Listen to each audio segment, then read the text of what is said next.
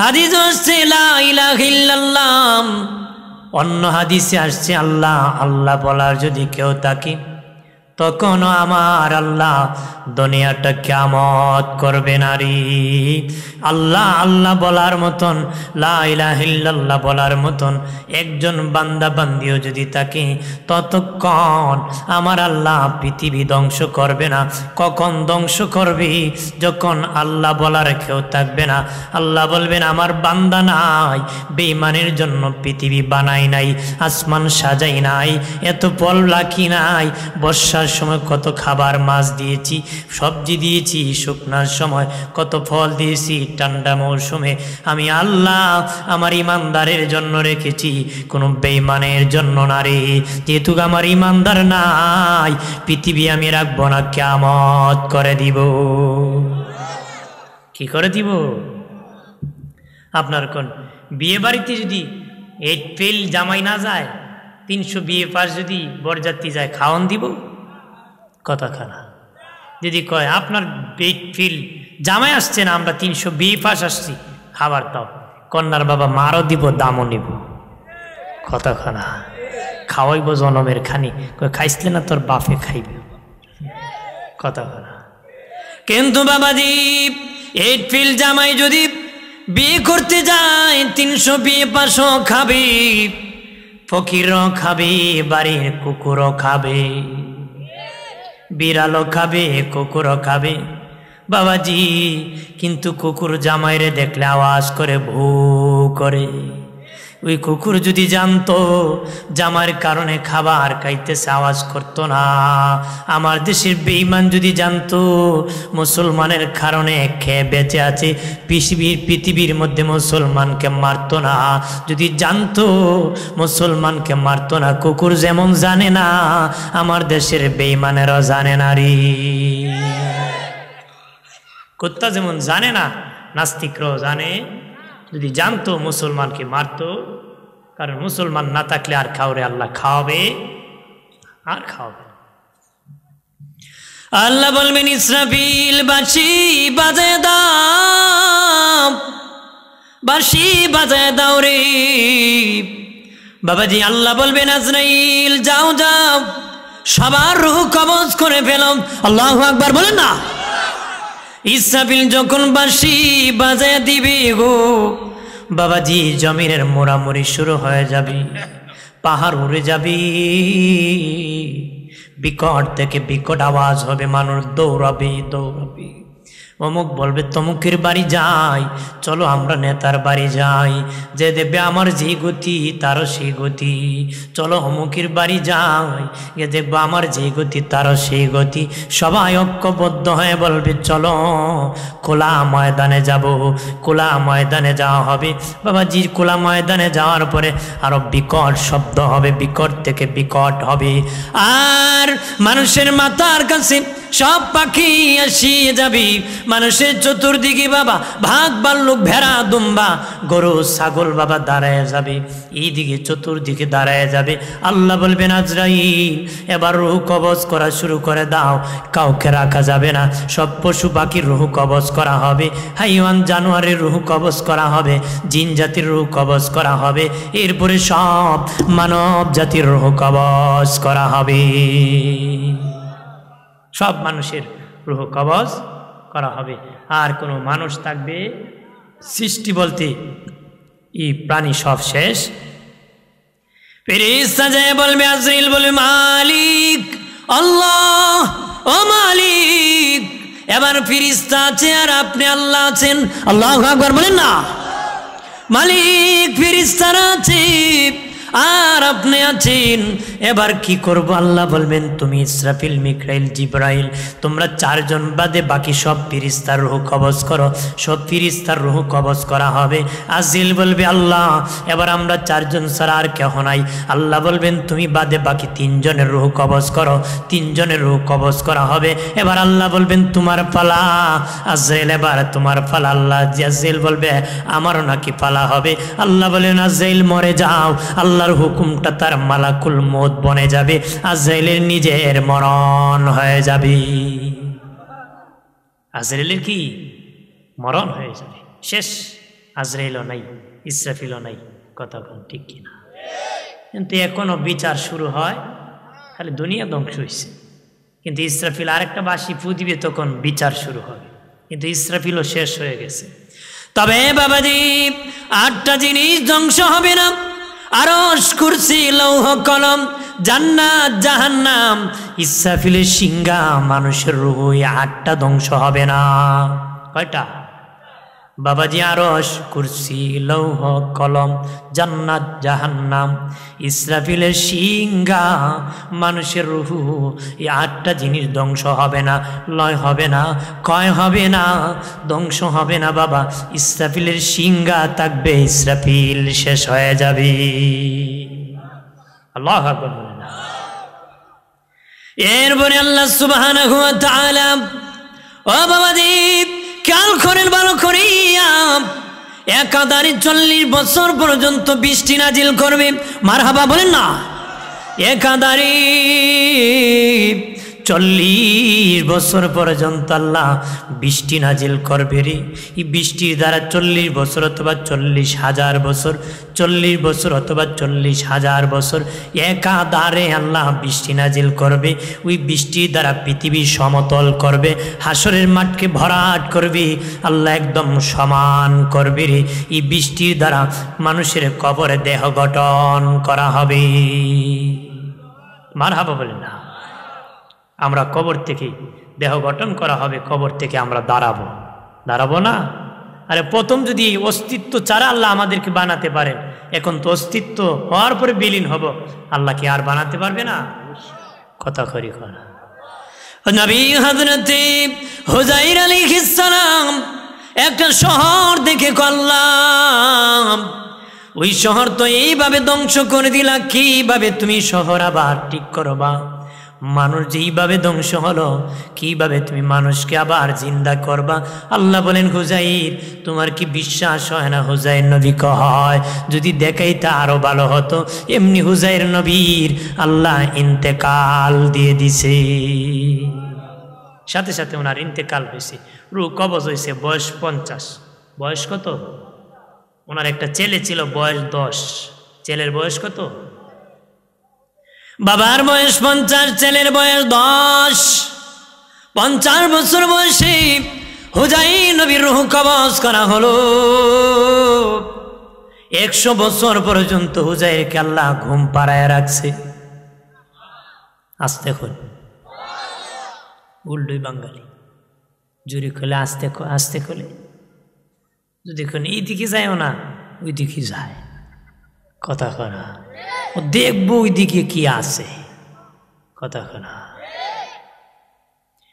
দোস্ত বুজুর্গ প্রাণের বাবাজি, 100 বছর পরে হুযায়র নবীকে জিন্দা করা হলো। বয়স 50-এ যখন ঘড়ির কাঁটাটা যেখানে থামাইছে, এখান থেকে শুরু। যেমনি কাঁচা দাড়ি, এমনই কাঁচা দাড়ি। যেদিন উনার ইন্তেকাল হয়েছিল, ছেলের বয়স ছিল 10। 100 বছর পরে ছেলের বয়স হয়েছে 110। বাবাজি ছেলের দাড়ি পেকে গেছে, হাতে লাঠি নিয়ে গেছে, বাবা এখনো জওয়ান আছে। মারহাবা বলেন না। হুযায়র নবী জিন্দা হওয়ার পরে আল্লাহ বলেন, হুযায়র কতদিন ঘুমাইছ? হুযায়র নবী আল্লাহ একদিনের থেকে কম হবে। আল্লাহকে, হুযায়র একদিন আর একদিন থেকে কম হবে, তুমি 100 বছর ঘুমাইছো। চেয়ে দেখো তোমার গাদা মাটির সাথে মজায় পচে গলে মিশে গেছে। আর হুযায়র ব্যাগ খুলে দেখো, তোমার পকেটের রুটি এখনো আমি ভালো রেখেছি। হুযায়র রে, ওরে হুযায়র, তোমার ব্যাগের রুটি আমি আল্লাহ এখনো ভালো রাখছি, কিন্তু গাদা মাটির সাথে মিশে গেছে। আল্লাহু আকবার বলে না। ওরে হুযায়র, যে আল্লাহ রুটি ভালো রাখতে পারে, গাদা মিশাই দিতে পারে, ওই আল্লাহ দেখো আবার তোমার গাদা বানাইতেছি। এমনি হুযায়র নবী দেখে দেখে তার মাটির থেকে তার গাদা বাবা হাড্ডি লাগতেছে, গোস্ত লাগতেছে, চামড়া লাগতেছে, পা লাগতেছে, মাথা লাগতেছে, দেহ লাগতেছে, আগের মতন তার গাদা হয়ে গেছে। আরো জোরে বলি, হুজাইর নবী বাবা দৌড়াইয়া বাড়ি গেছে, বাড়ির দরজা ডাক দিছে, কেউ বাড়িতে আসেননি। তার 110 বছরের ছেলে লাঠি ভর করে বের হয়ে আসে, আপনি কে? আমি হুজাইর। কলঙ্ক লাগায় না, আমার বাবা বহু আগেই চলে গেছেন, আর আমি সন্তান বুড়া, আপনি বুঝি আমার বাপ জওয়ান মানুষ, হতে পারে না। হুজাইর নবী বলেন, আল্লাহর কুদরত বাবা, তোমার মাকে ডাকো। হুজাইর নবীর ছেলে যায় কয়, মা এক লোক এসেছে বলে আমার বাবা। মা কো বাবা কলঙ্ক লাগবে, আমি পয়গাম্বরের বিবি, একজন লোকের সাথে যদি আমি উঠবস করি, পয়গাম্বরের বিবি হইয়া এটা হতে পারে না, তোমার বাবা পয়গাম্বর ছিলেন। তখন হুজাইর নবী বাবা বিবিকে কিছু স্মরণীয় কথা বা শহর ঘরের প্রথম রাত্রে বললেন। বিবি সেটা শুনে বাবা আশ্চর্য হলো, বলল, তিনি তো তাওরাতের হাফেজ ছিলেন, আপনি মগস্ত বলতে পারবেন কিনা? উনি মগস্ত বলেছেন, প্রমাণ হয়ে গেছে। হুজাইর 100 বছর ঘুম পাড়াইয়া আল্লাহ জিন্দা করছে, গাদা মরে পচে গেছে, এটারও আল্লাহ জিন্দা করছে। জোরে কন্যা আরেকটা কই, ইব্রাহিম নবী নদীর উপর দিয়ে হাঁটিয়া যাইতেছেন, দেখেন নদীর কিনারে বাবা একটা মরা জন্তুকে বিভিন্ন প্রাণী বিভক্ত করে করে খেতেছে, টানিয়া একজনে পা নিছে আর একজনে মাথা নিছে। ইব্রাহিম নবী বলে, মালিক আল্লাহ, তুমি কেমনে সেটারে আবার জিন্দা করবা?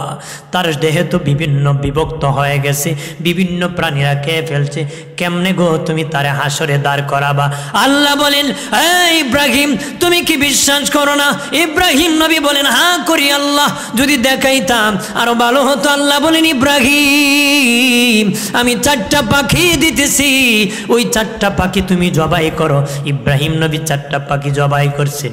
আল্লাহ বলেন, সেইগুলা সিলানো হলো। আল্লাহ বলেন, 4টা পাখির গোস্তকে রুই রুই করো, একদম গুঁড়া করে ফেলো। 4টা পাখির রুই রুই করা হলো আটার কায়ের মতন। আল্লাহ বলেন, ইব্রাহিম 4টা পাখির গোস্ত একত্রে মিশ্রিত করো। 4টা পাখির গোস্ত একত্রে মিশ্রিত করা হলো। এরপরে আল্লাহ বলেন, ইব্রাহিম ওই 4টা আবার ওইটাকে 4 ভাগ করো। ইব্রাহিম নবী 4টা ভাগ করিয়া আল্লাহ বলেন, 4 ভাগ 4টা পাহাড়ে রাখো। 4টা পাহাড়ের মধ্যে রাখা হলো। আল্লাহ বলেন, ইব্রাহিম এবার কোন পাখি তোমার বানাইতে ইচ্ছা তুমি ডাক দাও। ইব্রাহিম নবী একটা পাখি ডাক দিলেন, ওই পাখি হয়ে যাও। 4 পাহাড় থেকে তার অংশ দৌড়ে আসিয়া চূড়া লেগে পাখি হতে দেরি হয় নাই। আরো জোরে কর। আল্লাহ কয়, ইব্রাহিম আমি যদি এরকম চতুর্দিক থেকে টানিয়ে আনিয়ে একত্র করতে পারি, আমি এইভাবেই তারে জিন্দা করে হাসরে দাঁড় করাতে পারি। আরো জোরে বলি, একাধারে 40 বছর পর্যন্ত বৃষ্টি হবে বাবা। আর ইসরাফিলের সিংহার মধ্যে বাবাজি প্রত্যেকটা মানুষের একটা আসন থাকবে, আসন সিংহাসন থাকবে। মধু পাকা মধুপুক যখন বাবা মধু আহরণ করে, একটা বক্সে দেবেন অনেক মধু পোকা ঢুকে, এইরকম তাদের একে একজনের এক একটা আসন আছে বাবা, এক একটা সিট আছে। ইসরাফিলের সিংহায় প্রত্যেকটা মানুষের এক একটা রুহুর একটা সিট হবে। এই সিংহার ভিতরে তামাম দুনিয়ার মানুষের রুহু থাকবে। সৃষ্টি থেকে কিয়ামত পর্যন্ত যত মানুষ সবার রূহ সিংহার ভিতরে থাকবে। ইসরাফিল আলাইহিস সালামের সিংহা কত বড় জানেননি? মায়ের নবী বলেন, তোমাদের হাতে যদি হারুলি টিকটিকির ডিম যদি রাখো, একটা টিকটিকির ডিম যদি তোদের হাতের মধ্যে রাখো রে, হাতের তালুর মধ্যে যত ছোট্ট দেখা যাবে, ঠিক তেমনি ভাবে ইসরাফিলের সিংহার কাছে তামাম দুনিয়াটা এত ছোট্ট দেখা যাবে। ইসরাফিলের সিংহার কাছে দুনিয়াটা টিকটিকির ডিমের মতন মনে হবে। এই সিংহার ভিতরে মানুষের রূহ থাকবে। আল্লাহ আবার সব ফিরিস্তা বানাবে বাবা, ইসরাফিলকে আবার বানাবে। আল্লাহ বলবেন, ইসরাফিল বাঁশি বাজায় দাও, আমি কিয়ামতে হাসরের মাঠ কায়েম করে দিব। ইসরাফিল বলবে, মালিক আল্লাহ, ধিক্কার দিয়া বলেন আল্লাহ, আর জবান খুলে বলি আল্লাহ, আর আওয়াজ করে বলি ইয়া রাসূলুল্লাহ। ডেকে বলবে মালিক ও মালিক আল্লাহ, আমি ইসরাফিল যদি বাঁশি বাজাই গো, বিকট আওয়াজ হবে। তোমার বন্ধু হাবিবুল্লাহ রহমতের নবী রওজা থেকে বিরক্ত হতে পারেন বিকট শব্দে। ও আল্লাহ, আপনার হাবিবকে আগে উঠান, তারপরে আমি বাঁশি বাজাবো। আগে নবীকে উঠান, তারপরে আমি বাঁশি। আল্লাহ বলবেন জিবরাইল, রে জিবরাইল যাও যাও, 70,000 ফেরেশতা লইয়া আমার নবীকে মাকাম মাহমুদের দাওয়াত করো রে। আর জোরে বলি, জিবরিল 70,000 ফেরেশতা নিয়ে রওনা করবে। ডাক দিয়ে বলবে আল্লাহ ও মালিক, নবীর রওজা কোন দিকে? পৃথিবী সমতল হয়ে গেছে, নবীর রওজা কোন দিকে? আল্লাহ বলবেন সোজা বরাবর যাও। সে দেখবে সামনে নূরের বাতি জ্বলতেছে, আমার নূরের নবীর রওজার উপর নূরের বাতি জ্বলবে। এখানে হলো আমার হাবিবের রওজা মোবারক। জিবরিল যাইয়া নবীকে সালাম দিবি। নবী বলেন সর্বপ্রথম আমি রাসূলের রওজার মাটি পেটে যাবে। নবী যখন উঠে যাবেন, ডানে তাকাবেন, বামে তাকাবেন, সামনে তাকাবেন, পিছনে তাকাবেন, কোনো মানুষ নাই, কেউ নাই, নাই নাই নাই। বলবে জিবরাইল, মনে হয় আমি সবার শেষে উঠেছি, মনে হয় বিচার শেষ হয়ে গেছে, আমার উম্মত জাহান্নামে চলে গেছে রে, আমি মনে হয় সবার শেষে উঠেছি। জিবরিল বলবে নবী, আপনি ওঠার আগে কেউ কবর থেকে উঠতে পারে নাই। নবীজি আপনি উঠে গেছেন, এবার সব নবীর রওজা পেটে যাবে, সব নবীর রওজার থেকে উঠে যাবে। মারহাবা বলে না। জিবরিল দেখবে আল্লাহর নবীর কাফন মুবারকের মধ্যে কাদা মাটি লেগে আছে, কাদা মাটি লেগে আছে। ডেকে বলবে ও মায়ের নবী, আপনার কাফনের মধ্যে কেন গো কাদা মাটি? নবী বলবেন জিবরাইল, আমি দুনিয়ায় উম্মতের জন্য কান্না করেছি রে, আমি কান্না করে রওজায় যেদিন শুয়েছি, আমার উম্মতের জন্য রওজায় কাঁদতে কাঁদতে আমার রওজার মাটি কাদা হয়ে গেছে, আর ওই মাটি আমার কাফনে লেগে গেছে। আল্লাহর ওলি মনসুর আল্লাহ স্বপ্নে দেখে দিনের নবী রওজা পানির উপর ভাসতেছে। ডাক দেয়া বলে নবীজি গো, আপনার রওজা পানির উপর কেন ভাসতেছে? নবী বলেন মনসুর, রওজা উম্মতির জন্য কান্না করতে করতে আমার রওজাটা সাগর হয়ে গেছে, সাগর হয়ে গেছে, এই জন্য কাঁদতে কাঁদতে সাগর হয়ে গেছে। আল্লাহর ওলি মনসুর আল্লাহ ঘুম থেকে উঠে বাজারে বাজারে ঘুরে আর গান গায়, কয় কান্দায়ো না, কান্দায়ো না নবীকে, কান্দায়ো না, কান্দায়ো। জবান গুলে ও বাবাজি খেয়াল করেন ভালো করিয়া। বাবাজি রাম ইসরাফিলের বাঁশি যখন ফু দিবে, বিকট থেকে বিকট আওয়াজ করবে, মানুষ দলে দলে দাঁড়াবে। আর নবী যখন কাফনের কাপড় পরে কাদা মাটি লাগা থাকবে, জিবরিল বলবে নবী এই মাটি পরিষ্কার করে দিব গো নবীজি, আপনার জন্য ময়দান সাজানো হয়েছে, আপনি কাফনের কাপড়ে কাদা মাটি লাগবে এটা হতে পারে না, ময়দান সাজানো হয়েছে আপনার সম্মানে, আমি মাটিটা পরিষ্কার করে দিই। নবী বলবেন না না জিবরিল, আমি মাটি নিয়ে আল্লাহর কাছে যাব, দেখাবো আমি উম্মতের জন্য কত কান্না করছি। এই কাদা মাটি সহ আমি যাব, আল্লাহকে দেখাবো কত কান্না করছি উম্মতের জন্য। মারহাবা বলেন না। এরপরে সব নবীরা দাঁড়াবে, জিবরিল এসে বলবে নবী, ও মায়ের নবী, আপনি ওঠার কারণে সব নবী উঠে গেছি, তবে সব নবীর উম্মত কবরে আটকা পড়ছে, এখনো তারা উঠতে পারতেছে না গো। কেন রে জিবরিল? আপনার দুইজন উম্মত যতক্ষণ কবর থেকে উঠবে না, রওজা থেকে উঠবে না, ততক্ষণ পর্যন্ত কোনো নবীর উম্মত উঠতে পারবে না। তারা কারা রে? নবীজিকে জিবরিল বলবে ইয়া রাসূলুল্লাহ, আপনার বন্ধু আবু বকর আর ওমর, তারা দুইজন আপনার পাশে শুয়েছিল, তারা যতক্ষণ রওজা থেকে উঠবে না ততক্ষণ পর্যন্ত কোনো উম্মত রওজা থেকে উঠতে পারবে না গো। এমনি মায়ের নবীজি যাই বলবেন আবু বকর ওমর, উঠো উঠো রে উঠো, বিচার শুরু হয়ে গেছে। আল্লাহু আকবার বলে না। হযরত আবু বকর সিদ্দিক রাদিয়াল্লাহু তাআলা আনহু, ওমর ইবনুল খাত্তাব রাদিয়াল্লাহু তাআলা আনহু, তারা দুইজন রওজা থেকে উঠে যাবেন। তারপরে দলে দলে সব উম্মতেরা কাতারে কাতারে কবর থেকে উঠবি। আরো জোরে বলি। হযরত বিলাল নবীজির পাক কদমের নিচ থেকে দাঁড়ায় যাবে। আরো জোরে বলি। হাসরের মাঠ কায়েম হয়ে যাবি, এত মানুষ দাঁড়িয়ে যাবি, এত মানুষ দাঁড়াবি, জায়গা হবে না রে। আল্লাহ তখন নিজ কুদরতি হাতি ময়দানে টান মেরে ডাবল প্রশস্ত করে দিবে। হাসরের মাঠ এত বড় ডাবল প্রশস্ত করে দিবি, এরপরে এত মানুষ দাঁড়াবি। নবী বলেন দু পা রাখতে যত জায়গা, এর চেয়ে বেশি জায়গা কেউ পাবে না। পাহাড়ে ঘাস যেমন ঘন হয়ে ওঠে, এইভাবে বাবা ঘাসের মতন মানুষ হাসরের মাঠে দাঁড়াবে। দুই পা রাখতে যতটুক জায়গা, এর চেয়ে বেশি মানুষ জায়গা পাবে না। সূর্য মানুষের মাথার কাছে এসে যাবে, আর সূর্যের তাপে মানুষের মগজ তকবক করতে থাকবে, বাতের মারের মতন উতলাতে শুরু হয়ে যাবে। ঘামতে ঘামতে কারো হাঁটু পর্যন্ত পানি হবে, কারো কোমর পর্যন্ত হবে, কারো বুক পর্যন্ত হবে, কারো গলা পর্যন্ত হবে। কেউ আবার সাঁতার কাটবে, তার এই ঘামের পানির মধ্যে ময়দানে সাঁতার কাটতে থাকবে, দৌড়াবে আর সাঁতার কাটবে। ভয়ঙ্কর হাসরের মাঠ। বাপকে দেখে ছেলে পলাইবে, ছেলের দেখলে বাপ পলাইবে, মারে দেখলে মেয়ে পালাইবে, মেয়ের দেখলে মা পালাইবে। কথা বলেন ঠিক না? ছেলে বললে বাবা আপনি আমার বাবা, বাবাই কইব আমি তো বিয়ে করি নাই, তুমি ছেলে কোথার থেকে আসবে? বাবা যায় কইব ছেলে তুমি আমার সন্তান। ছেলে বলবে আমার বাবা আসিল ঠিক, তুমি আমার বাবা না। অস্বীকার করবে।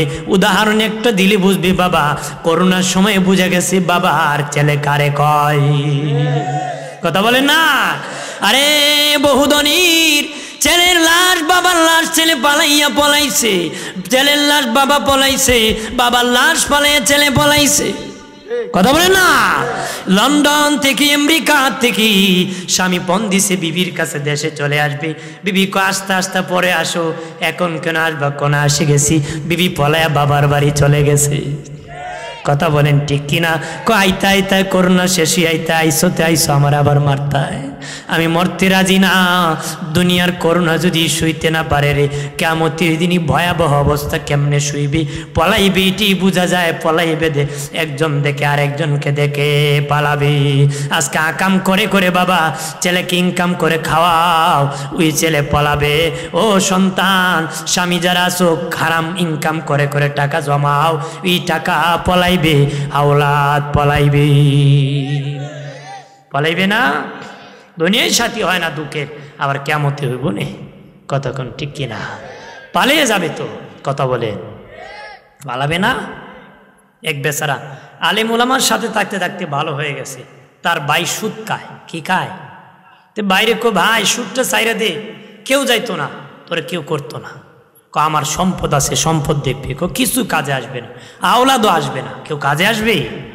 ক কেমনে? ক আমি একটা পরীক্ষা করব, তুমি খালি আমার মতো কাজ করবা। কি করবা? কাজ করবা। তোমার মাইক আর্থিং করে তারপরে শুরু করলো। ক তুমি হঠাৎ করে বলবা আমার পেটে খুব ব্যথা শুরু হয়েছে, ওই মুচকি দিয়ে পড়ে যাবা, বাকিটা আমি সারবো। এই মুচকি দিয়ে পড়ে গেছে। পড়ার সাথে সাথে ছোট বাইরে মা কইতেছে তুই তো আল্লাহর কালাম জানো, আমার ছেলের একটা ফু দিস না। ছেলে ফু দিছে, দিয়া কো মা ভাইয়ের ব্যথা শুরু হয়েছে। কি ব্যথা? মারাত্মক ব্যথা। এই ব্যথা যদি কেউ গ্রহণ করতো আমার ভাই ভালো হয়ে যেত। কি হইতো? তো মা কয় ব্যথা নিলে কি আমাদের কোনো সমস্যা হবে? মারাও যাইতে পারো। কি যাইতে পারো?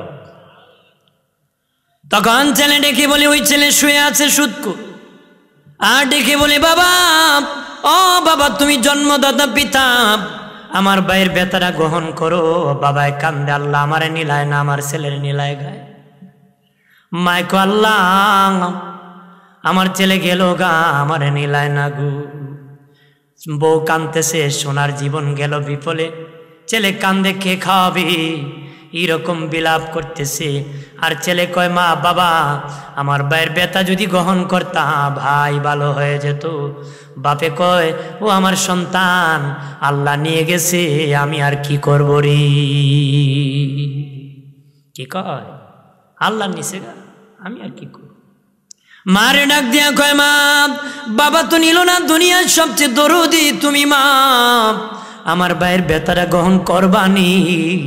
মায় কয়, তোমার বাবা পুরুষ মানুষ হয়ে নেয় নাই, আমি কেমনে গ্রহণ করব?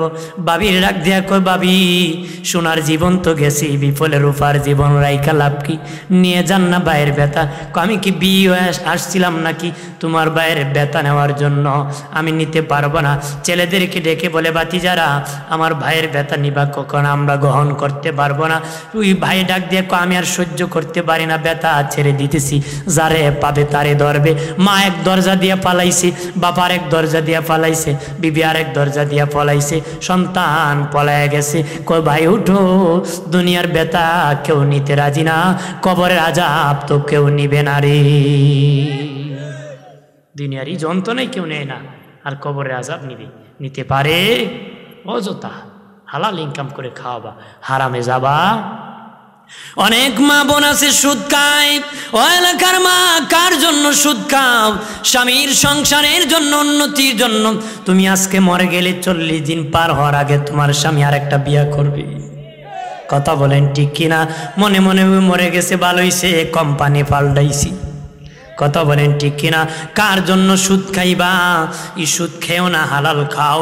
আল্লাহর আদালতে একদিন বিচার দিতে হবে, আদালতে দাঁড়াতে হবে, আদালতে দাঁড়াতে হবে। দলে দলে দাঁড়াবে হাসরের ময়দানে, 5টা প্রশ্ন করা হবে। 5 প্রশ্নের উত্তর যতক্ষণ বনি আদম সন্তান দিতে পারবে না, ততক্ষণে কিঞ্চি নড়াচড়া করতে পারবে না। 1 নম্বর, আল্লাহ জিজ্ঞাসা করবে, তোর জীবন কোন পথে চালাইছো হিসাব দাও। জীবন কোন পথে চালাইছো হিসাব দাও। 2 নম্বরে বলবে, যৌবনকাল কোন পথে চালাইছো হিসাব দাও। জীবনের ভিত্তিতে যৌবনকাল আছে, তারপরে স্পেশাল করে আল্লাহ আবার যৌবনকালের কথা বলবি। তার মানে মানুষের জীবনের যৌবনকাল দামি কাল।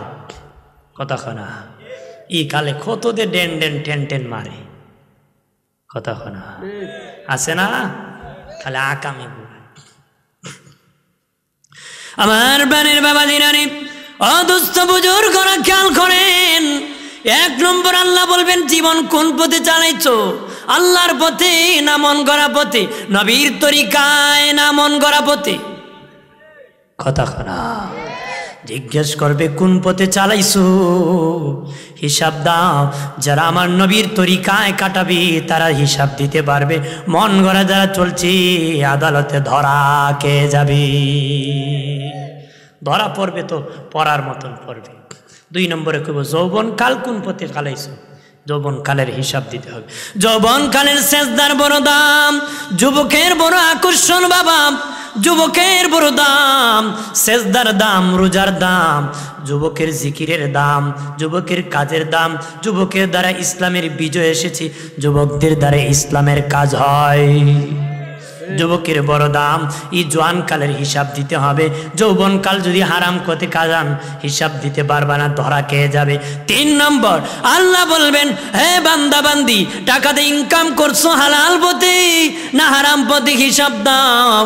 যারা হালাল পথে করেছে হিসাব দিয়ে দিবি বাবা, যারা হারাম পথে করেছে তারা ধরা খেয়ে যাবে। 4 নম্বর আল্লাহ আবার বলবে, খরচ দিয়ে করেছ মাল হালাল পথে না হারাম পথে? হিসাব দাও। আমার দেশে অনেক আছে ইনকাম হালাল করে ঠিক, কিন্তু অবৈধ পথে খরচ করে, গানে খরচ করে, যাত্রায় খরচ করে, বাবায় খরচ করে, ইয়াবায় খরচ করে, নেশায় খরচ করে। কথা বলেন ঠিক কিনা? রে যুবক, বাবা ইয়াবা কেন খাবা? বাবাজি মদ পান করিও না, নেশা করিও না। এই হালাল টাকাটা খরচ করে করে হারাম পথে বিলীন করিও দিও না। বাবাজি মদ যারা পান করে রি, তাদের মেজাজ ঠিক থাকে না।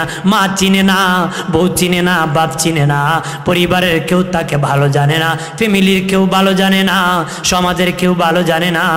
ভালো মানুষ তারে ভালো বলে না রে, কারণ মাতাল হয়ে যায়। মাতালের মাথা ঠিক থাকে, মদ খাইলে মাথা ঠিক থাকে। ওই 3 মদকুর এক পুকুরের পারে মদ খাইছে, তো ঠিক মতি যখন নিশ হইছে, একটা আরেকটার কয়, পুকুর যদি আগুন লাগে মাছ কই যাই? কেমন মাতাল হইছে? আরেক মাতাল আছে না, ওই মাতালে কত কস না, পুকুরের পারে কত বড় বট গাছ উঠি। আরেক মাতালে কয়, দূর যা, বট গাছে তো মাছ উঠে না, বট গাছে তো গরু উঠে। তাহলে মদ খেলে মাথা ঠিক থাকে? কথা বলেন না, জোরে বলে। 4 নম্বর আল্লাহ বলবেন খরচ দিয়ে করেছো হালাল পথে না হারাম পথে, হিসাব দাও বান্দা বান্দি। যদি হালাল পথে খরচ করে তাকে হিসাব সহজ, হারাম পথে করলে বাবা হিসাব কঠিন। হালাল পথে ইনকাম করে বাবা, বিয়ের মধ্যে খরচ করে হারাম পথে, কথা করা বিয়ের মধ্যে বাবা হারাম পথে খরচ করে। কেমনে করে? গায়ে হলুদের নামে গজব লাগায়া নারী পুরুষ উলঙ্ঘনা চাই। মহিলারা গীত গায় বাবা, হিন্দু সংস্কৃতি হলো গীত গাওয়া। গীত গেতেছে, গীত গায় মানুষ, গেয়ে গেয়ে মানুষ সমাজের মধ্যে বাবা এই কুসংস্কার অবস্থান করতেছে, কুসংস্কার করতেছে সমাজের মধ্যে বাবা। যাদের টাকা আছে 12টি নারী না চায়, যার টাকা নাই 2টা বক্স, 1 সপ্তাহ থেকে ধুমধুম মারে, বক্স ছেড়ে দেয়, জিন্দা মুর্দা না চায়, কথা বলা। আবার দেখা যায় হাজি সাহেবের বাড়ি বাজে, মুফতি সাহেবের বাড়ি বাজে, বাবাজি কোন বিচারকের বাড়িতে বাজতেছে, কথা বলে না। যদি ভাই সাহেব আপনার বাড়ি গান কেন বাজি? আমার নাতি বাজায়। তোমার নাতি দুনিয়ায় 12টা বাজাইছে, কবরও বাজাইব, কথা কোন ঠিক কিনা? পায়ে তারা দেওয়া যাবে না। কিয়ামতের দিন যদি তোমার স্ত্রী পুত্র ছেলে মেয়ে কাঠগড়ায় ধরা পড়ে যায়, হাজি সাহেব আল্লাহর কসম 1 বার, আল্লাহর কসম 2 বার, আল্লাহর কসম 3 বার, ওয়াল্লাহে তাল্লাহে লিল্লাহে খোদার কসম কে বলি, 50 বছর যদি পীরের দরবার জিকির করো, 70 বছর যদি হজ করো রে, আর যদি তোমার স্ত্রী পুত্র পরিবার কাঠগড়ায় ধরা পড়ে যায়, হাজি সাহেব যতক্ষণ কাঠগড়ায় দাঁড়ায় হিসাব দিবা না পরিবারের, ততক্ষণ কপালে জান্নাত নসিব হবে না রে। আদালতে হিসাব দিয়ে যেতে হবে। মামুর বাড়ি না কইলি পাওয়া যায় জান্নাত, কথা বলেন না। যে আমার বাবা বিয়ে করছিল, এই সত্যে শর্ত পাবো ওয়ারিসদার, এই শর্তে জান্নাত না, জান্নাত কামাই করে নিতে হয়, কথা বলেন না। সাল্লাল্লাহু আলা বাবাদি 4 নম্বর আল্লাহ বলবেন টাকাতে খরচ করেছো হালাল পথে না হারাম পথে, হিসাব দাও।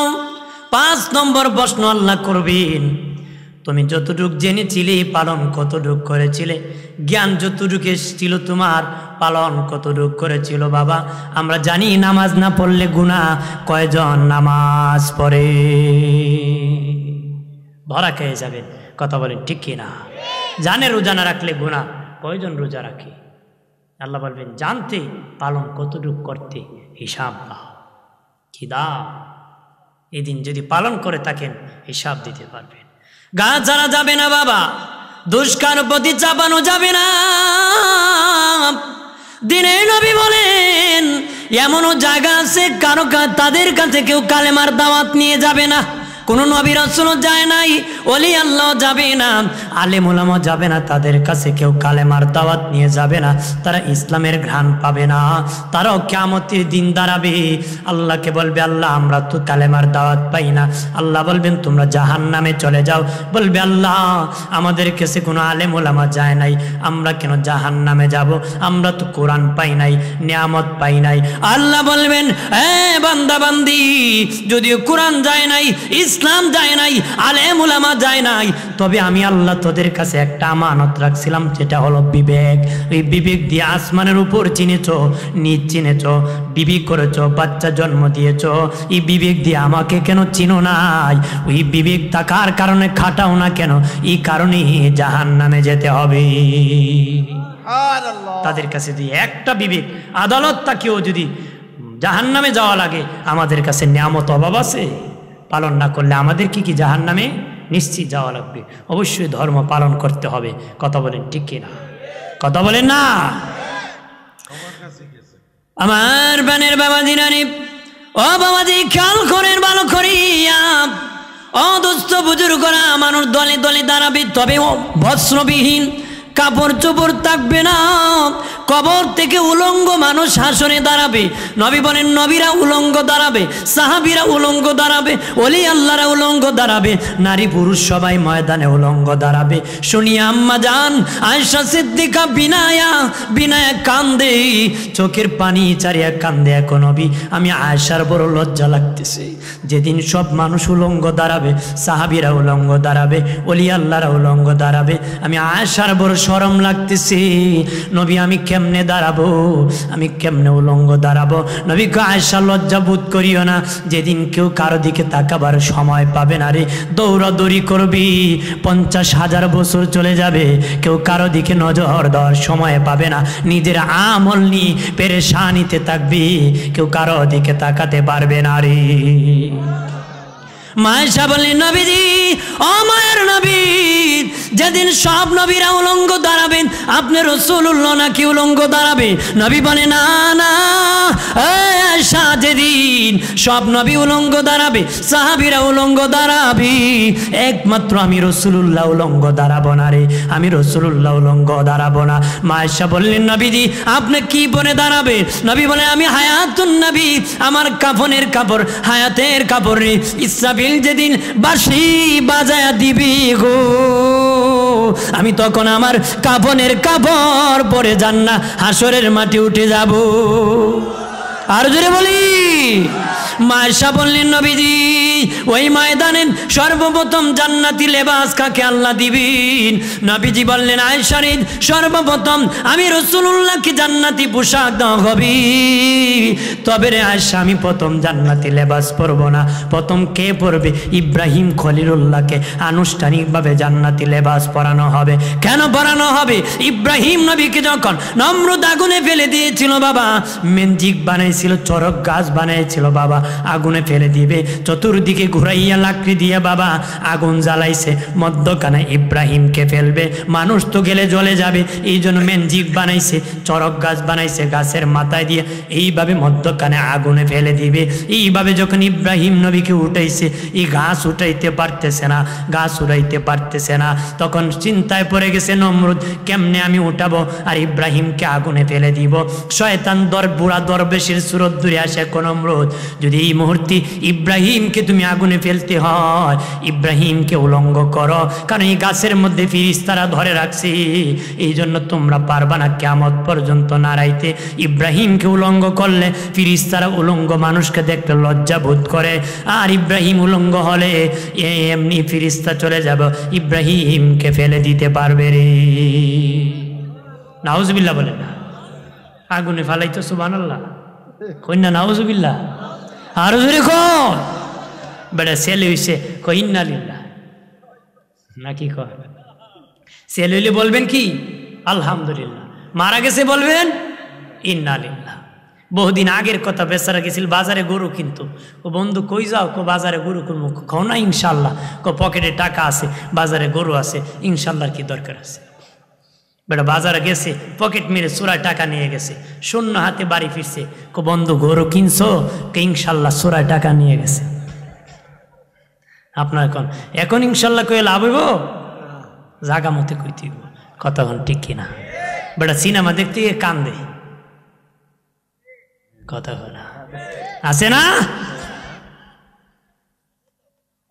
নাউজুবিল্লাহ বলেন, জোরে বলে। আমি কোন জায়গায় ছিলাম আলোচনায়? ইব্রাহিম নবীকে ওদিকে ফেলে দিবে। নমরুদ অফার দিল ইব্রাহিমকে কেউ উলঙ্গ করবে, কেউ রাজি না বাবা। লালন পালনকারী আদরটা খুঁটে কি বলি, ও নমরুদ বাদশাহ, আমি তুই আমার ছেলেকে ধরিয়ে আনিয়া দিছি, এই পয়সা অন্য কে নিবে? আমি তাকে উলঙ্গ করব। ইব্রাহিম নবীর হাত পাও শিকল দিয়ে বাঁধিয়া রাখছে, বাপের কদমে ঝুঁকি দিয়ে পা ধরতে চায়, বলে বাবা রে, ও বাবা আগুনে ফেলে দাও, কিন্তু আমি ইব্রাহিমকে সবার সামনে উলঙ্গ করে লজ্জায় ফেলে দিও না রে। আজ ওর মানে নাই, জোর করে টানিয়া ইব্রাহিম নবীর জামা কাপড় খুলে ফেলে দিয়েছে। আর আল্লাহ ইব্রাহিম তোমাকে কাপড় খুলে সবার সামনে লজ্জায় ফেলে দিছে, কাপড় ছেড়ে দিছো, আমি মালিককে ছাড়ো নাই, এই জন্য আমি কিয়ামতের দিন আনুষ্ঠানিকভাবে সবার সামনে তোমাকে কাপড় পরাবো। নবী আয়েশা, আল্লাহ ইব্রাহিমের সাথে ওয়াদা করেছে যে তোমাকে আনুষ্ঠানিকভাবে আমি জান্নাতি লেবাস পরাবো। আমার বানের বাবা দিনারি, ও বাবা দি খেয়াল করেন ভালো করিয়া, দলে দলে দাঁড়াবে, কাতারে কাতারে দাঁড়াবে, কত কাতার মানুষ হবে। নবী বললেন আয়েশা রে 120 কাতার মানুষ হবে। আরো জোরে বলি 120 কাতার হাসরের ময়দানে কাতার হবে, মানুষ হবে। মা আয়েশা বলেন নবী আপনার উম্মত কত কাতার হবে? নবী কয় আমার উম্মত 80 কাতার হবে, 80 কাতার হবে, 80 কাতার হবে। সব নবী মিলে হবে 40 কাতার, আমরা উম্মতে মুহাম্মদী একাই হব 80 কাতার। আরো জোরে বলি, এই জন্য নবী বলেন আমার উম্মতেরা তোমরা ওই পরিবারে বিয়ে করো রে, যেই পরিবারে বিয়ে করলে ছেলে মেয়ে বেশি হয়, ছেলে মেয়ে বেশি হয়, ওই পরিবারে বিয়ে করো। কেমনে বিয়ে করবা? তোমাদের ঘরে ছেলে মেয়ে বেশি হবে, তোমাদের ছেলে মেয়ে বেশি হলে আমি রাসূলুল্লাহর উম্মত বেশি হবে, কিয়ামতের দিন আমার সম্মান বেশি হবে। আজকে উম্মত উম্মত কমানোতে স্পার্ট হয়ে গেছে বাবা। গুরুত্বপূর্ণ রাষ্ট্রের জায়গায় লেখা আছে ছেলে হোক মেয়ে হোক দুটি সন্তান যথেষ্ট, একটা হলে ভালো হয়। বাবাজি ওই স্লোগানে এগিয়ে গেছে, যুক্তি দেখায় কি খাওয়াবো, কেমনে পড়াবো, মানুষ বানাবো। বাবাজি আগে 5 ছেলে ছিল বাবার, কিন্তু মানুষ বানাছে একটা, নিচে মানুষ বানাবে, কিন্তু বাবা আকুর হয়ে গেছে। বলেন মানুষ বানানোর মালিক কে? জোরে বলেন কে? আল্লাহ যদি মানুষ না বানায়, দুনিয়া গুলিয়া দিল বাবা, ছেলে মানুষ বানাতে পারবে না। রিজিকের মালিক আল্লাহ, আল্লাহু ওয়ালিউল্লাযিনা আমানু, মুসলমানের উকিল হলো আল্লাহ। কথা বলেন ঠিক কিনা? আমাদের গার্জিয়ান হলেন আল্লাহ। আল্লাহ কয় মানুষ পাঠানোর 40 বছর আগে আমি তার রিজিকের বাজেট দেই। আর জোরে বলি আমি আপনি পৃথিবীতে আসার 40 বছর আগে আমার রিজিকের বাজেট হয়ে গেছে, পাস হয়ে গেছে। আগে 1 জমিতে বাবা 5-6 মন দান হতো, এখন 20-25 মন হয় না? আগে বাবা 5-6 মন হতো, এখন 20-25 মন হয়। রিজিক বাড়ছে না কমছে? রিজিক বেড়ে গেছে বাবাজি। আগে মানুষ 1 মুরগ জবাই করে বিয়ের কাম সারত, এখন মুরগ জবাই হয়, খাসি জবাই হয়, গরু জবাই হয়, কোয়েল পাখি জবাই হয়, আর কত জবাই হয়। তালুই খাইতা না, গরুর গোস্ত না। কথা বলেন ঠিক কিনা? কয় কোয়েল পাখি বাড়াইয়া দাও, খায়া কয় গরুর গোস্তের গান তো বড় বালা, একটা চামচ দাও। খায়া কয় বর্তন বালা, তালুই বর্তন নিয়ে বাইগা যায়। কথা হয় না? এইরকম ভাবে বাবা রিজিক এখন বেড়েছে রে বাবাজি, মানুষের রিজিক। আল্লাহ তো আমাদের গার্জেন, ভয় করিও না, এই সন্তানগুলো আটকাবা নারী, যারা সন্তান আটকাবি কিয়ামতের দিন যে বাচ্চা তোমার কারণে পৃথিবীতে আসতে পারলো না, আদালতে যেদিন হাসরে দাঁড়ায় যাবেন, ওই বাচ্চারা আল্লাহর আদালতে মামলা দিবে। আল্লাহকে বলবে মালিক ও আল্লাহ আমরা কি অন্যায় করেছি, কি অপরাধ করেছি, আমার মা বাবা দুনিয়ার চেহারা আমাদেরকে দেখতে দেয় না গো মালিক, দুনিয়া আমাদেরকে যাইতে দেয় নাই, আমরা আটকা পড়েছি। আর আজকে হাসরে উঠে গিয়েছি, আমাদের মা বাবার নামে আমরা মামলা করতেছি, তাদেরকে আদালতে কাঠগড়ায় দাঁড় করে জিজ্ঞেস করেন কেন তারা আমাদেরকে যাইতে দেয় নাই। এই দিন ধরা পড়ে যাবি, চালাকি ভালো না, অতি চালাকির গলায় দড়ি। কথা কয় না? সেদিন আমও যাবে, সালাও যাবে বাবা, সব হারে ফেলবে। হেদায়েতের মালিককে জোরে বলেন, হেদায়েতের মালিক হলেন আল্লাহ। বলেন প্রাণের আল্লাহ রে কোথায় গেলে পাবো তোমার, প্রাণের মাওলা রে কেমনে পাবো তোমারে। বন্দী হইলাম শয়তানের জালি, দিন কাটাইলাম হেলে দোলে। বন্দী হইলাম শয়তানের জালি, দিন কাটাইলাম হেলে দোলে। আমার জীবন মরণ দিলাম তোমারে, আমার জীবন মরণ দিলাম তোমারে, প্রাণের আল্লাহরে কোথায় গেলে পাবো তোমারে, প্রাণের মাওলারে কেমনে ডাকিলে পাবো তোমারে। আল্লাহুম্মা সাল্লি আলা। আমার প্রাণের সুন্নি জনতা, ও মুসলিম জনতা, ভালো করে শুনে নাও। নবী বলেন আয়েশা রে, আমার উম্মত 80 কাতার হবে রে। আম্মাজান আয়েশা বলেন নবী আপনার উম্মত দিয়ে আপনি কিভাবে চিনবেন? হাসরের ময়দানে তো অন্য নবীর উম্মত থাকবে, আপনার উম্মতকে আপনি কোন পরিচয় চিনবেন? নবী কয় 3টা পরিচয় আমার উম্মতকে আমি চিনব রে। 1 নম্বর পরিচয়, আমার উম্মতের কপাল থেকে নূর চমকাবে। কোন নবীর উম্মতের কপাল থেকে নূর চমকাবে না রে, কোন নবীর উম্মতের কপাল থেকে নূর চমকাবে না। নবী বলেন বাবা সাহাবীরা, অসংখ্য ঘোড়ার মধ্যে যদি কিছু ঘোড়া থাকে চান কপাল্লা, তোমাদের কি চিনতে কোনো সমস্যা হবে নাকি? সাহাবীরা বলে না, হবে না। নবী কয় আমার উম্মত হবে চান কপাল্লা, উম্মত থেকে নূর চমকাবে। যাদের কপাল থেকে হাসরে নূর চমকাবে, নূর চমকাবে, তারাই আমি রাসূলুল্লাহর উম্মত। আরে নূর তো চমকাবি, আমাদের নূরের নবী, হায়াতুন নবী, বেহেশতি হাসি যখন হাসতেন নবীর দাঁত মুবারক বের হয়ে যেত। আম্মা জান আয়েশা বলেন নবীর নূরের আলোতে শাম দেশের প্রাসাদগুলা পর্যন্ত আলোকিত হতো। বাবাজি, আল্লাহর নবী কাবা ঘরে যখন আল্লাহর কালাম তেলাওয়াত করতেন, নবীর নূরের আলোতে কাবা ঘর আলোকিত হতো। আর জোরে বলি, নবীজি আনাসের বাড়িতে দাওয়াত করে আনাস রাদিয়াল্লাহু তাআলা আনহু নবীকে নিয়েছেন। আনাসের মা একবার নবীর চেহারার দিকে তাকায়, আর একবার পূর্ণিমার চাঁদের দিকে তাকায়, একবার নবীর চেহারার দিকে তাকায়, আর একবার পূর্ণিমার চাঁদের দিকে তাকায়। আনাস রাদিয়াল্লাহু তাআলা আনহু ডেকে বলে মা একবার পূর্ণিমার চাঁদের দিকে তাকাও, আর একবার নবীর চেহারার দিকে তাকাও কেন গো? আনাস রাদিয়াল্লাহু তাআলা আনহু মা ডেকে বলে বাবা আমি পূর্ণিমার চাঁদের দিকে তাকাইছি, তোমার নূরের নবীর নূরের চেহারার দিকে তাকাইছি, পূর্ণিমার চাঁদে কলঙ্কের দাগ আছে, আল্লাহর হাবিবের নূরের চেহারায় কলঙ্কের কোনো দাগ নাই। আর জোরে বলি, আমার প্রাণের বাবাজি নারী খেয়াল করেন মা আয়েশা সিদ্দিকা আরো বলেন এই পৃথিবীর মানুষ, পৃথিবীর একটা সূর্য আছে পূর্ব আকাশে উদিত হয় ফজরের পরে, আমি আয়েশারও একটা সূর্য আছে রে, এটা উদিত হয় আয়েশারের পরে। অন্ধকার রাত্রিতে আমি আয়েশার হুজরায়, এটা হলো আমার নূরের নবী, আমার ঘরে যখন আসি আমার ঘর আলোকিত হয়ে যায়। আর যদি বলি নবী বলেন বাবা সাহাবীরা রে, 1 নম্বর পরিচয় আমার উম্মতের কপাল থেকে নূর চমকাবেন। আল্লাহু আকবার বলেন না। 2 নম্বর পরিচয় নবী বলেন আয়েশা আমার উম্মতের আমলনামা ডান হাতের মধ্যে হবে। মারহাবা বলেন।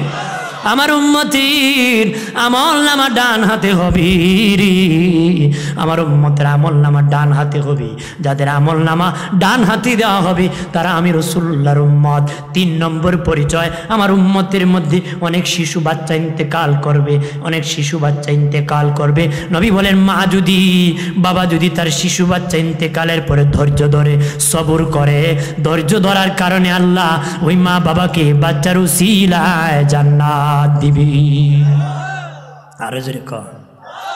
কারো যদি শিশু বাচ্চা মারা যায় ধৈর্য ধারণ করতে পারেন, সবর করতে পারেন বাবা, নবী বলেন এই বাচ্চার উসিলায় মা বাবাকে জান্নাত দেওয়া হবে।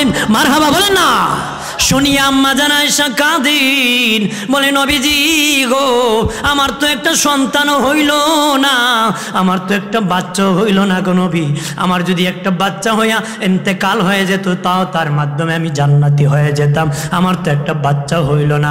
নবী বলেন আয়েশা তোমার তো সন্তান আল্লাহ দেয় নাই, তারপরে তুমি ধৈর্য ধারণ করেছ, ওই ধৈর্যের কারণে আল্লাহ আমি রাসূল পর্যন্ত তোমারে পৌঁছায়া দিবি। তুমি সবর করেছো, বাচ্চা না দেওয়ার পরও শুকরিয়া আদায় করেছো, এই ধৈর্যের কারণে আমি রসুলের কাছে তোমার পৌঁছায় দেওয়া হবে। আরো জোরে বলি, নবী বলেন আমার অনেক শিশু বাচ্চার শিশু উম্মত ইন্তেকাল করবে হাসরের ময়দানে। ওই শিশু বাচ্চারা যাদের সামনে দৌড়াদৌড়ি করবে তারাই আমি রাসূলুল্লাহর উম্মত। যাদের সামনে ছোট্ট বাচ্চা দৌড়াবে তাদের পরিচয় তারা আমার উম্মত। আরো জোরে বলি, আমার বানের বাবাজি রানী হাসরের ময়দানে ও বাবাজি একদলের হিসাব বিনা হিসাবে জান্নাতে যাবে। মারহাবা বলে না। একদল বিনা হিসাবে জান্নাতে যাবে, আর একদল বিনা হিসাবে জাহান্নামে যাবে। আর এক দলের হিসাব সহজ হবে, আর এক দলের হিসাব কঠিন হবে। বিনা হিসাবে কারা যাবে? নবীগণ, সিদ্দিকগণ, শহীদগণ, সালেহগণ। তাদের কোনো হিসাব হবে না। কিতাবে এসেছে তাদের কবর মুনকার নাকি আসে না, হাসরে তাদের কোনো হিসাব হবে না, বিনা হিসাবে জান্নাতে যাবে। বাবাজি নবীগণের কবরে মুনকার নাকি আসে না, হাসরের দিন হিসাবও হবে না। আল্লাহু আকবার বলে না। 2 নম্বর সিদ্দিকগণ, সত্যবাদী সাহাবীরা। ওমর ইবনুল খাত্তাব রাদিয়াল্লাহু তাআলা আনহু ইন্তিকালের পরে একজন সাহাবীর সাথে দেখা হয়েছিল। প্রশ্ন করেছিল, ওমর তোমার কবরে কি মুনকার নাকি আসছিল নাকি? ওমর ইবনুল খাত্তাব কো আসছিল ঠিক, আমারে জিজ্ঞাসা করে নাই। নবী পাশে কয়, এই তার প্রশ্ন উত্তর আমি দিয়ে দিছি। সুবহানাল্লাহ বলেন না। 3 নম্বর শহীদগণে যদি আমার রব্বুকে, তোমার রবকে, এবার সে খুব দুনিয়ায় আল্লাহর জন্য জীবন দিলাইছি, আরো রবের পরিচয়। সুবহানাল্লাহ বলেন না। 4 নম্বর সালেহগণ, সত্যবাদী ওলি আল্লাহ নেককারগণ, তাদের কবরে মুনকার নাকি আসবে না। মারহাবা বলেন না। আমার বানের বাবাজি খেয়াল করেন, তাদের হিসাব হবে না, বিনা হিসাবে জান্নাতে যাবে। মারহাবা বলেন না। আর বাবা আরেক দল বিনা হিসাবে জাহান্নামে যাবে। তারা হলো মুসলমান, যারা যত কাফের আছে তাদের কোনো হিসাব হবে না, বিনা হিসাবে জাহান্নামে চলে যাবে। 4 নম্বর এক দলের হিসাব সহজ হবে। তারা কারা? যাদের নেকি বেশি গুনাহ কম, নেকি বেশি গুনাহ কম, নেকি বেশি গুনাহ কম, তাদের হাসরের দিন মিজানের পাল্লায় হিসাব সহজ হবে। কারা? যাদের নেকি বেশি গুনাহ কম, মিজানের পাল্লায় তাদের হিসাব কি সহজ হবে। আল্লাহ বলবেন তোদের গুনাহটাকেও আমি নেকি বানায় দিলাম। কইতেন না, গুনাহও আল্লাহ নেকি বানাইব। কেন জানেননি? নেকি বেশি হওয়ার কারণে, গুনাহ কম হওয়ার কারণে। জোরে কন্যা। আপনার কোন 1 মন চিনি যদি 5 মন পানিতে ঢালা হয়, শেষে যদি শিরা বানানোর পরে ছাঁকনি দিয়ে ছাঁকা হয়, 100 গ্রাম আবর্জনা বের হবে না? কথা হয় না। 100 গ্রাম আবর্জনা কেউ কিনে নিবে? মাগনা দিলে নিবে? কিন্তু যতক্ষণ চিনির সাথে মিশ্রিত ছিল, বাজারে চিনির মূল্যে বিক্রি হয়েছে না? চিনির মূল্যে বিক্রি। কেন? চিনি বেশি, ময়লা কম। চিনি বেশি, ময়লা কম। যদি ময়লা বেশি হতো, চিনি কম হতো, কেউ কিনে নিত না। ঠিক নেকি বেশি হওয়ার কারণে, গুনাহ কম হওয়ার কারণে আল্লাহ বলবেন গুনাহটাও নেকির মূল্যে বিক্রি করা হলো।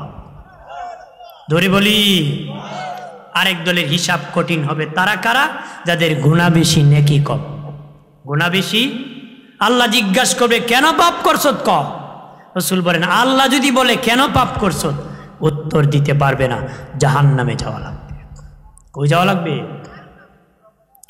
আর একজনে মিজানের পাল্লার কাছে বাবাজি নেকি বদি সমান সমান হবে, নেকি বদি সমান হবে গো। তার পাল্লা একদম একুরি সমান হয়ে যাবে। তাদেরকে কি করবে আল্লাহ? জান্নাতও দিবে না, জাহান্নামও দিবে না। জান্নাত আর জাহান্নামের মধ্যখানে একটা পাহাড় আছে, আরাফ পাহাড়।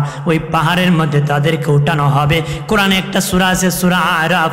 বাবাজি তাদেরকে আরাফবাসী বলা হবে। ওই কারা আরাফবাসী?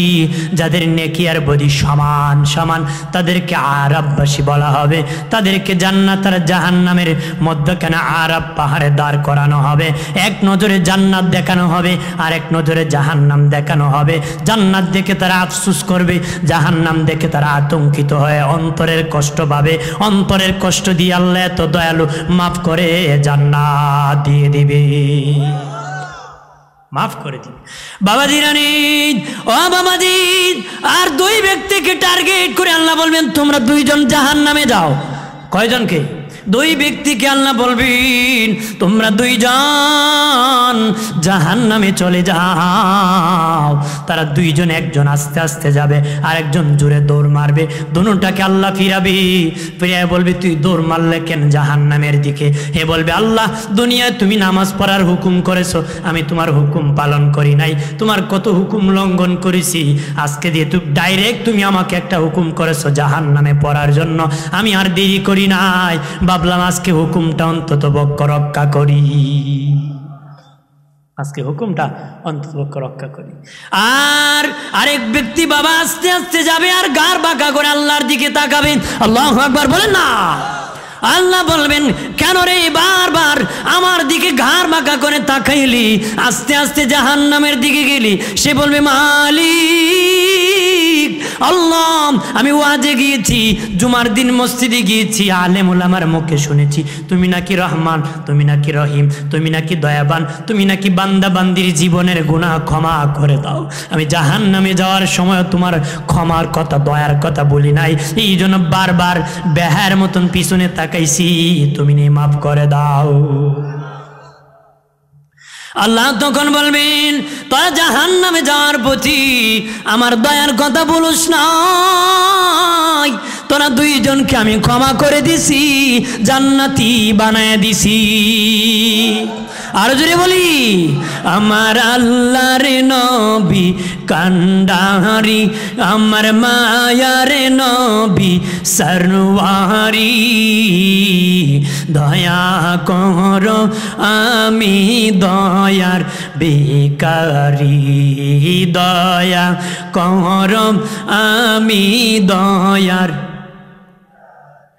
আমার আল্লাহর নবী সরওয়ারি, আমার মায়ার নবী কান্ডারি, দয়া করো আমি দয়ার বেকারি, দয়া করো আমি দয়ার বেকারি।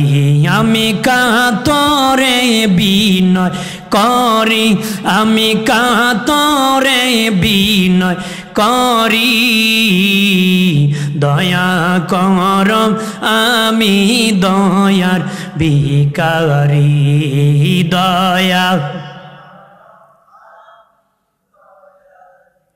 হাসরের কান্ডারি হইয়া নিয়মরে পার করিয়া, হাসরের কান্ডারি হইয়া নিয়মরে পার করিয়া, আমি কাতরে বিনয় করি, আমি কাতরে বিনয় করি,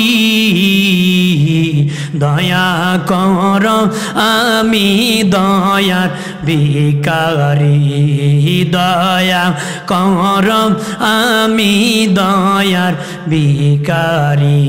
আল্লাহুম্মা সাল্লি আলা। ও বাবাজি, আরেক ব্যক্তি মিজানের পাল্লার কাছে ওজন দেওয়া হবে গো, তার একটা নেকি বাকি থাকবে, একটা নেকি হলে মিজানের নেকির পাল্লা বাড়ি হয়ে যাবে, একটা নেকি লাগবে। একটা নেকি কম হওয়ার কারণে জাহান্নামী হয়ে যাবে রে। আজকে সুবহানাল্লাহ বলতে রাজি না, নবীর নামে দরুদ পড়তেও রাজি না রে। ওই দিন কিয়ামতের দিন আফসোস করবা, দেখবা মিজানের পাল্লার কাছে দেখবা ফেরেশতা বলবে ও বান্দা আরেকবার যদি সুবহানাল্লাহ জিন্দেগিতে বলতে তোর নেকির পাল্লা বাড়ি হয়ে যেত রে। তখন আফসোস করবে, আল্লাহ আগে যদি জানতাম সারা জীবন সুবহানাল্লাহ জপতাম। আর জোরে কর না। ওই ব্যক্তির একটা নেকি বাকি থাকবে, ওই ব্যক্তি বলে মালিক ও আল্লাহ আমাকে যদি একটু সুযোগ দিতাম, আমি দেখতাম কেউ নিয়ে আমার একটা নেকি দেয়। আল্লাহু আকবার বলে না। আল্লাহ বলবেন ঠিক আছে দেখো রে ময়দানে নি তোমারে কেউ একটা নেকি দেয়, ওই ব্যক্তি হাসরের মাঠে দৌড়াবে, গরিব ঘেমে যাবে, তার দেহ ঘেমে যাবে, পেরেশানি কবি ঘাম বেয়ে বেয়ে পড়বে, হাসরের মাঠে দৌড়াবে দৌড়াবে, কেউ তার পরিচয় দিবে না, কেউ একটা নেকি দিবে না। তবে বাবা দেখবে জাহান্নামী একটা লোককে হাত পাও বাঁধিয়া ফিরিস্তারা হেসরাইয়া হেসকা টানিয়া জাহান্নামে নিতেছে। তখন ওই জাহান্নামী লোকটা খুব ভাই আপনি হাসরের মাঠে এইভাবে কেন ধরতেছেন? তোমার কাছে বলে লাভ নাই। বলো ভাই, বলে হয়তো লাভ হতে পারে।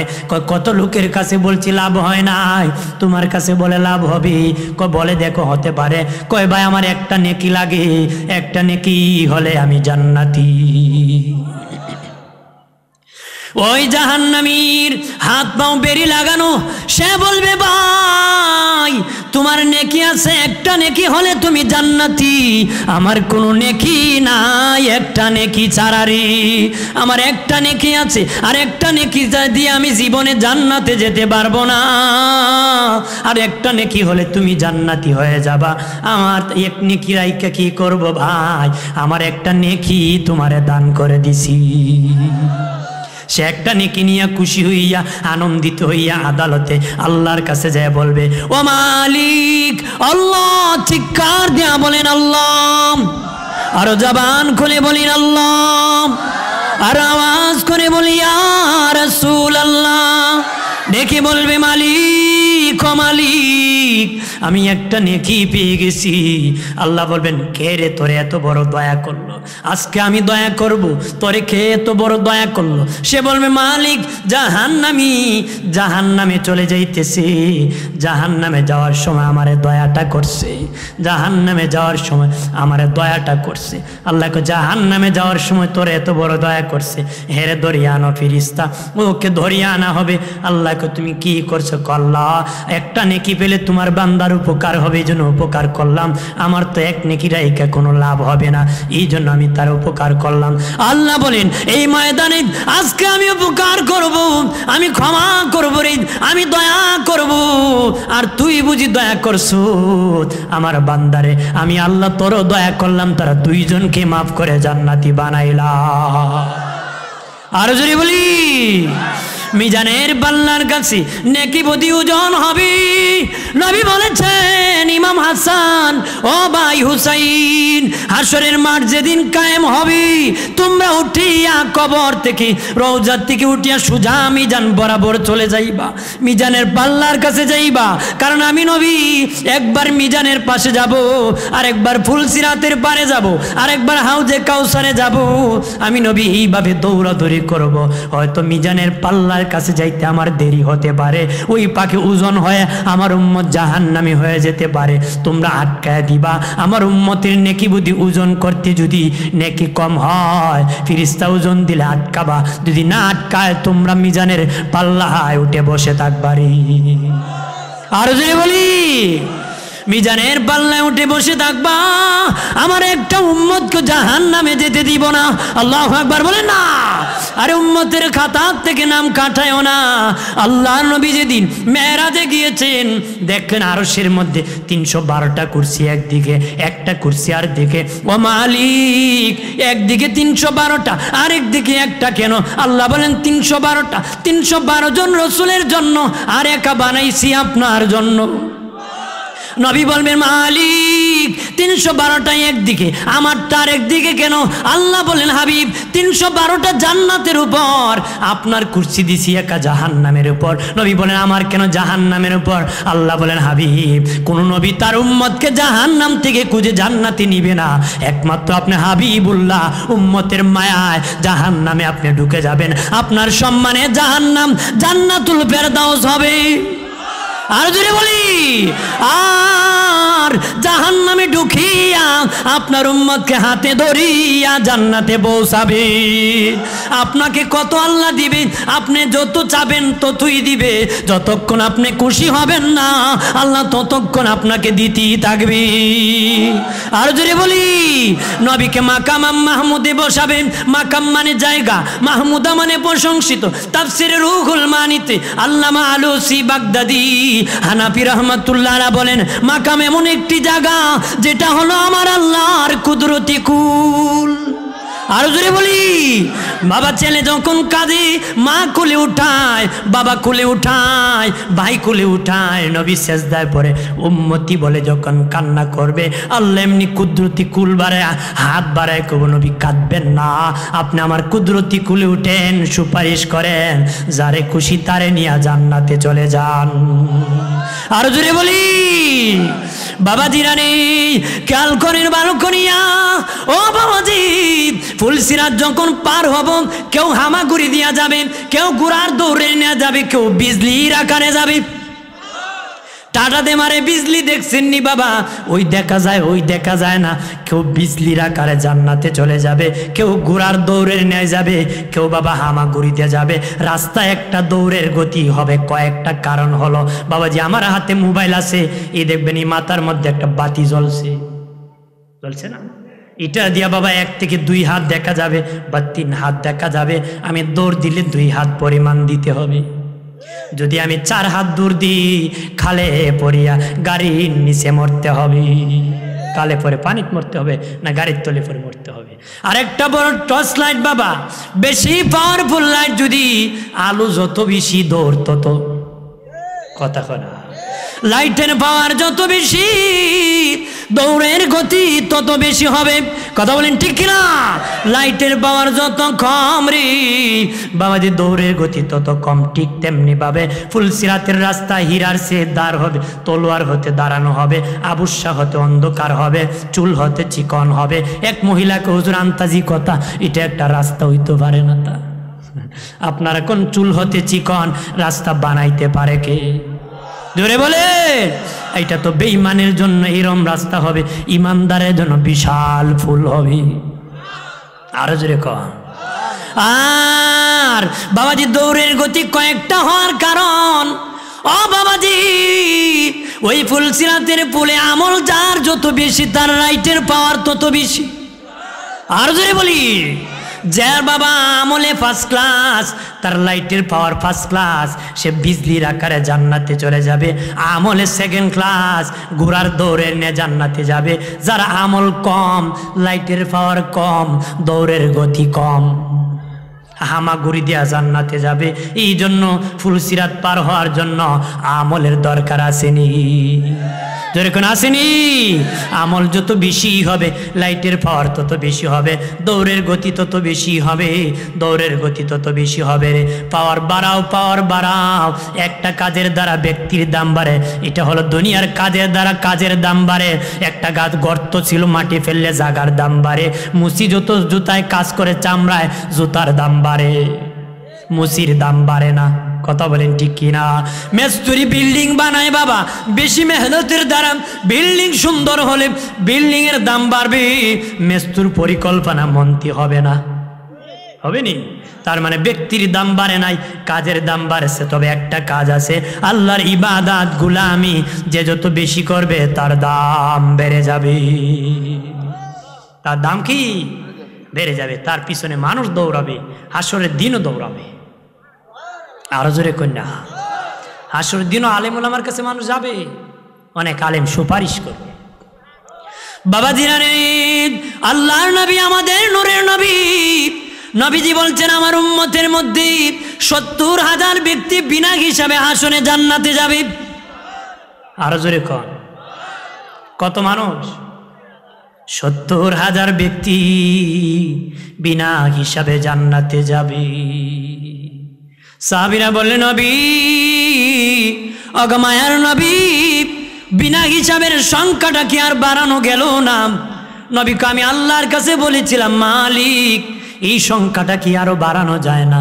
আল্লাহ বলেছেন না, 70,000 বিনা হিসেবে বলেছি, তারা এক একজনের সাথে আরো 70,000 আরো 70,000 করে বিনা হিসাবে যাবে। ওই 70,000 ভিআইপি হবে, ভিআইপির সাথে 70,000 করে বিনা হিসাবে যাবে। এমপি মন্ত্রী আসলে ভিআইপি সাথে গাড়ির বহর থাকে, কথা কনা থাকে না?